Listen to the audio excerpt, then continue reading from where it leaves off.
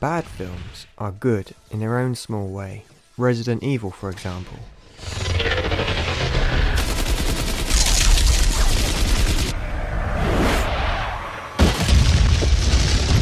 Ignoring the adaptation from a video game, it is an impressive piece of work in the B-movie action genre, whether you like them or not. It may sound silly, but making an action film can be much harder than making an original film, because there is not much room to grow. The filmmakers who make them are confined in these tight spaces in which they need to entertain you, and Paul Anderson's work on Resident Evil in that case is an excessive, brilliant trashterpiece inside this genre. That's right. The speed of his narrative is perplexing, and his large world building is where his talents lie. Plus, some intricately complex action pieces in at least each of the Resident Evil films. It is an accomplishment that should be as impressive as it is bad. Before I praise Resident Evil, know that this is the cart before the horse. Apart from the first Resident Evil, the films are leading with their exploitation of the action genre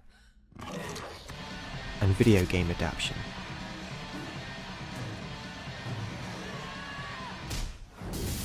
Get off of me! Anderson's jam-packed stories are not why you watch these films. The last films in the franchise have a speed at blink and you'll miss it. You're crying out loud. You're missing important plot points. Target is 72 miles and closer.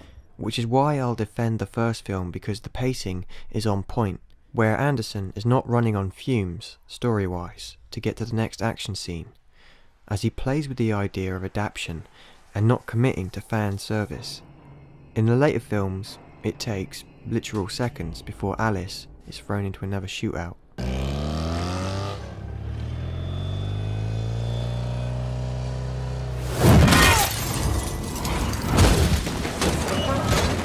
With the first Resident Evil, it's slow. You have the film adapting the eerie nature of the original work, where it feels like something is waiting around every corner. It has a stylistic atmosphere. Before you know it, the film has built another dimension right underneath our noses.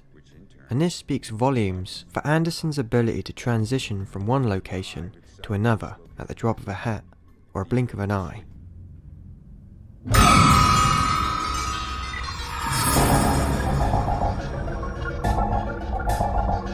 His ability to create these massive adventures in the later films is on full display, even when he confines himself to a large mansion. Shows that even with his first film, he has this uncanny ability at building new spaces inside a small frame, in moments, eventually seconds.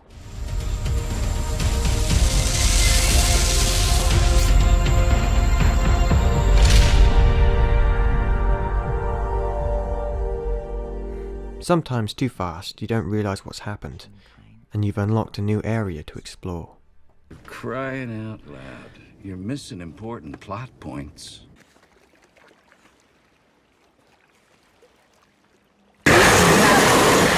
Standout moments in Resident Evil is those tension-rising moments in the first half. The elevator decapitation, which highlights the transitions in the series. Where Star Wars has swipes, Paul Anderson made it so that the edit and the camera work as one. Put her out of the way! Pull me back inside! Crap!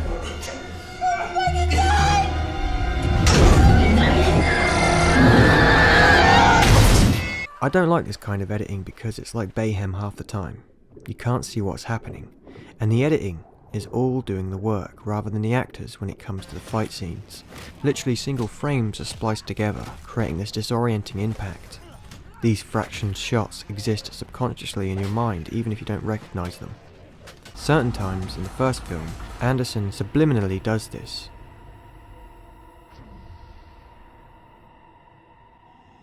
And in the later films, it's just a progression on this hallmark of his films. Like Anderson trying to recreate the shower scene in Psycho, where the impact is implied rather than seen.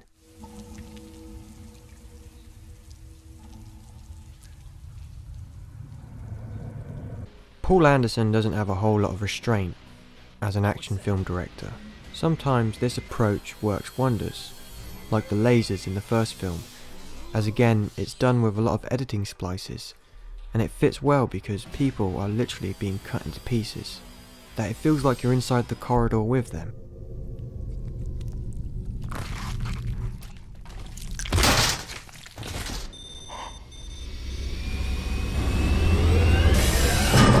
What I'm saying is you won't see traditional action in his films. You get the advanced attention span.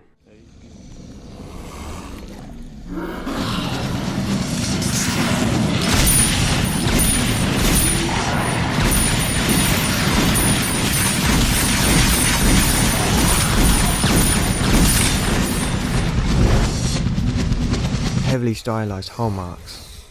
Paul Anderson will adapt with his subverted video game adaptations.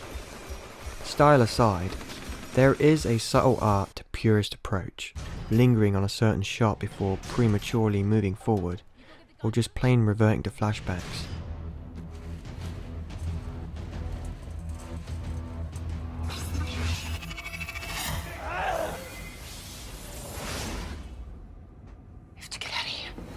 It's one of the biggest faults with the Resident Evil franchise, as it does not take itself seriously on the surface. A single moment like this one can work wonders.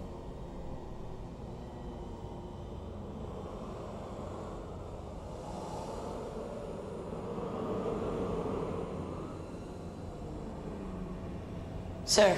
Like when it did with Alice walking through an empty house. Resident Evil is not very memorable, and I think that's due to its relentless pacing. Why can't I remember anything? As the stories are all kinds of lazy writing stuck together with superglue plot devices and twists, which is why I'm not going to try and make sense of the story. This is one of the defining aspects of the trashter piece. You watch for pure entertainment value, not its slim story that is regurgitated 5 different times.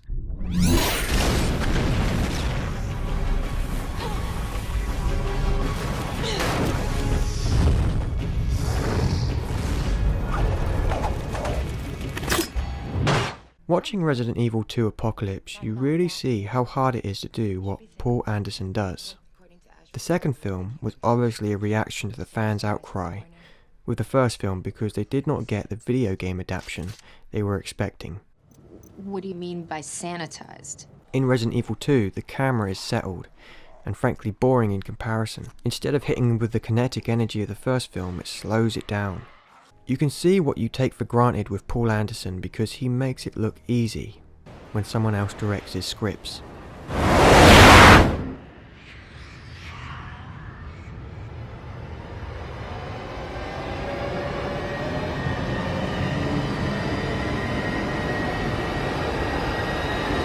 His visual style missing, and Apocalypse does not contend to be a B-movie. In that sense, it fails. No one wants a normal Resident Evil movie. We want the Trash Master. There's no going back! No!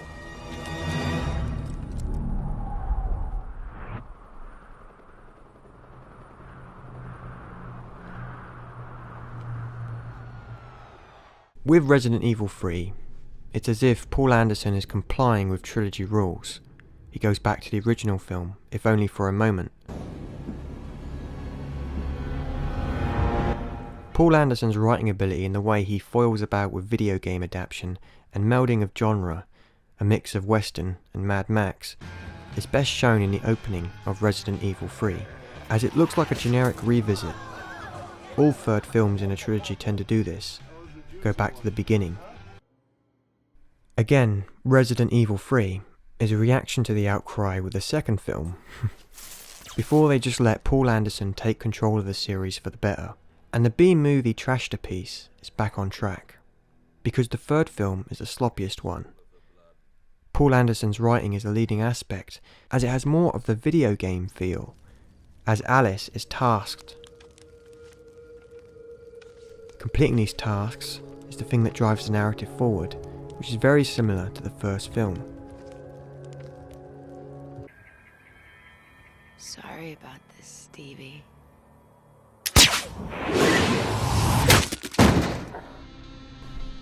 Paul Anderson is back on board as a director, and it's clear. They'd been planning a fourth film even before the third film was released because they thought they would sell it with a 3D gimmick, and it doesn't get any more B-movie than that.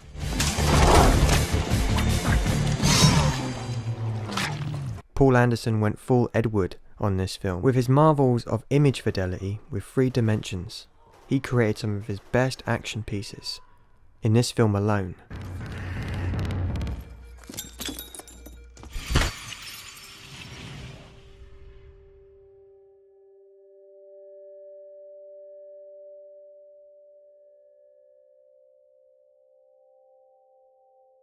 I think because of the 3D gimmick, Paul Anderson embraces slow-mo in the best way.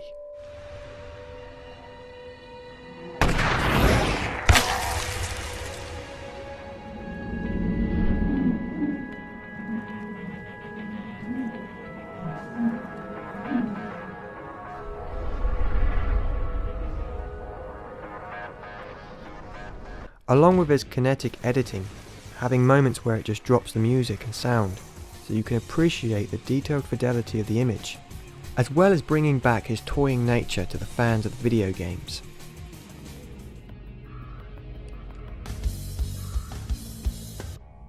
You should have brought more.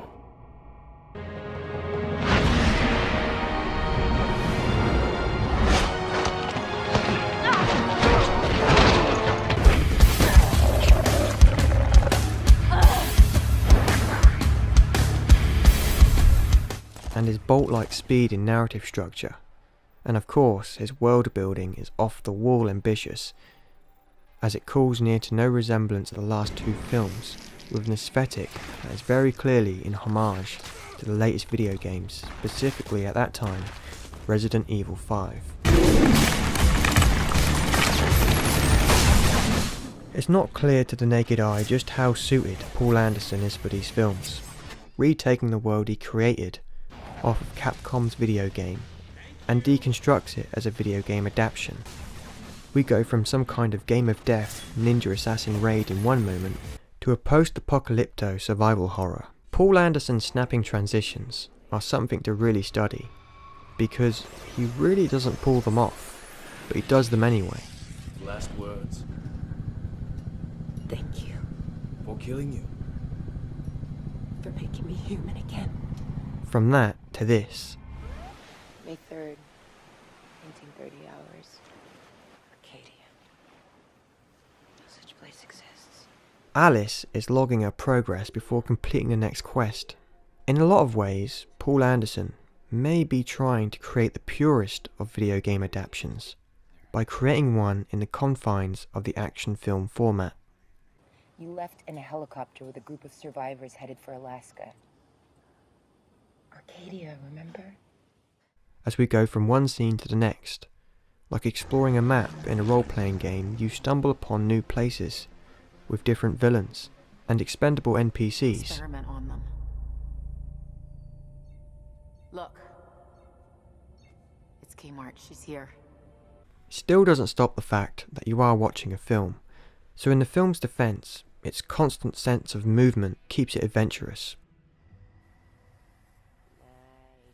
Even as over the top as it may be, I think this may be Paul Anderson addressing that it's not an interactive medium. It can't be more than the voyeuristic one.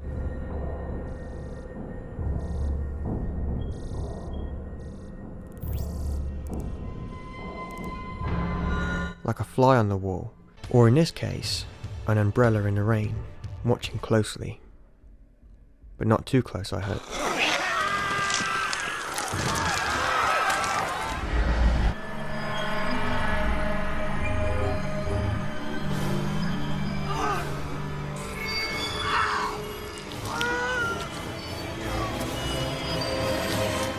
This is the simplest form of movies, watching the whole thing unfold with one narrator dragging you along. Professor James Marcus. Marcus had a young daughter. My name is Alice. My name is Alice. The Umbrella Corporation thought they'd contained the infection. My name is Alice. I worked for the Umbrella Corporation. The defining chapter in the Trashterpiece is Retribution. This should have been the last film, to end on such a high note as we question how they kept making these films, that when one of the best action films comes along, it's held down by the breadth and length of its predecessors. Retribution is a culmination of vision that took 5 films to reach. Clouds.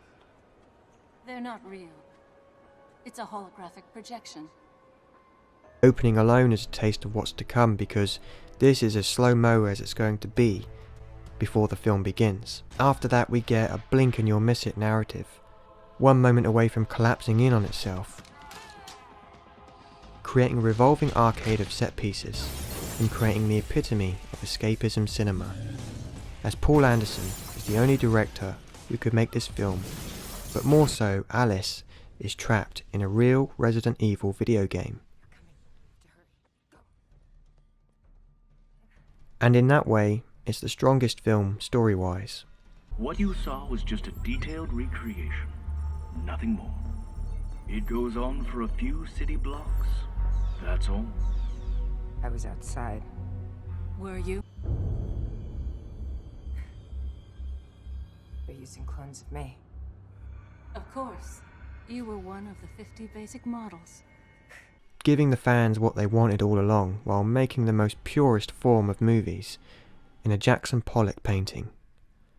Symmetrical shots, swipes and splats are all thrown on screen without meaning or purpose.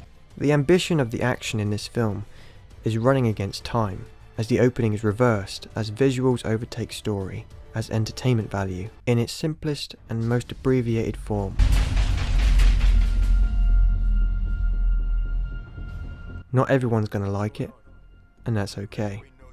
I'm just trying to explain to you why Paul Anderson has a cult following, as we complete a daunting and impressively erratic epic on a scale so stupid it's a trashterpiece.